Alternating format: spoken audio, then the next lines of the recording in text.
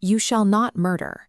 It is one of the most famous sentences in human history, but people often read it today as an absolute ban on all forms of killing.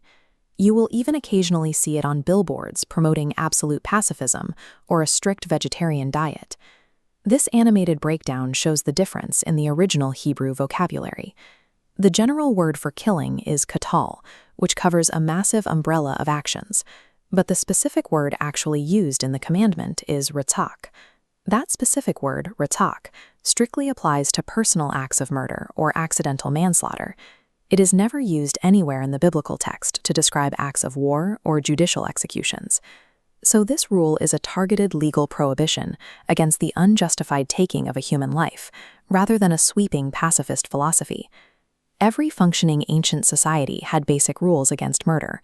It was a practical necessity to prevent a community from collapsing inward. The author H.2. Wells made a grim observation about this. He pointed out that laws act as a pragmatic sense. Without them, human beings have a terrible tendency to revert to the beast and tear society apart. We see this in the earliest legal frameworks in human history. The Mesopotamian codes, like the Code of Ur-Nammu and Hammurabi, punished murder specifically to maintain basic social order. That leaves us with a central tension. If the great ancient empires already had perfectly good laws against killing to keep the peace, what exactly sets the biblical commandment apart from a standard social contract? This scale illustrates the severe imbalance of ancient justice systems. If a nobleman killed a peasant, he might only pay a fine. But Hebrew law removed class distinctions entirely. The scale balances. Every murdered life carried the exact same legal weight. Surrounding cultures were also caught in the trap of blood feuds. If someone killed your brother, your family felt culturally obligated to seek violent vengeance, locking entire communities into endless cycles of killing. The Bible disrupted these feuds by introducing the legal concept of intent, establishing cities of refuge, designated safe zones where a person guilty of accidental manslaughter could flee and be protected from the avenger of blood. By elevating the worth of human life and requiring courts to evaluate a person's psychological intent, the text actively rewrote the ancient definition of justice. Why did the Hebrew legal system demand this level of equality and respect for life, while its neighbors did not? The ultimate rationale isn't actually spelled out in the Ten Commandments. We have to look back to the foundational texts in the book of Genesis. Genesis establishes a clear theological doctrine. Humans are not advanced animals meant to be pragmatically managed. Every single person is created in the image of God. You refrain from murdering to respect that image. Destroying a human life means destroying a direct reflection of the Creator.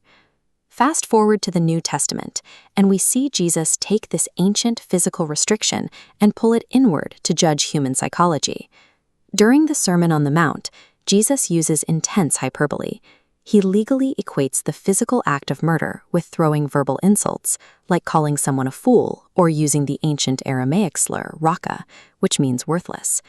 The theological logic here is precise. Declaring a person's core identity as worthless is a direct attack on the image of God residing within them. The commandment's scope ultimately targets the hidden malice of the human heart. Verbal hatred is the literal seed of physical murder.